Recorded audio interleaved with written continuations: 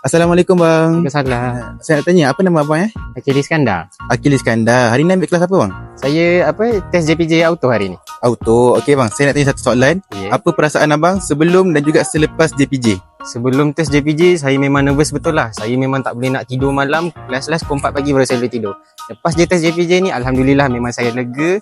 Memang saya rasa saya nak balik rumah, saya nak tumbang je terus. Nak tumbang je. Okey, alhamdulillah saya ucapkan tahniah kepada abang.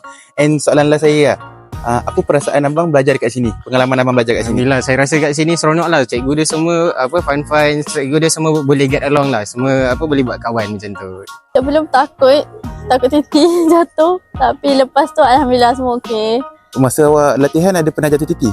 Tak pernah. Oh, Saya okey. selalu bawa motor. Faham? Awak belajar dengan cikgu siapa Cikgu Azli. Cikgu Azri. Okey, so macam mana? Awak rasa awak boleh recommend tak tempat ni dekat orang lain? Boleh sebab tempat ni cepat. Lepas tu semua cikgu memang friendly. Sebelum tu agak nervous lah. Bila dah lepas tu rasa bersyukur lah sebab lulus semua tu. Okey, so awak belajar dengan cikgu siapa Saya belajar dengan Cikgu Azri. Sebelum JPJ tu saya rasa macam takut lah, nervous kan. Sampai praktis kat rumah, kali-kali naik dekat area around kedai bagai.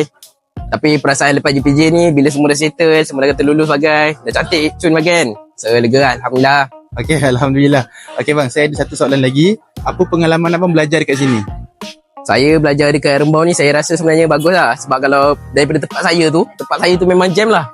Memang nampak je terus banyak kereta. Tapi kalau kat sini cikgu-cikgu dia memang boleh fokus cun lah.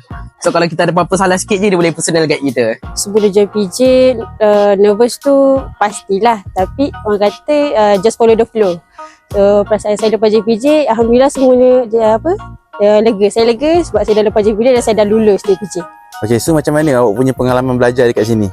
So far pengalaman saya kat sini seronok. Semua cikgu supporting, orang kata cikgu semua tolong daripada A to Z.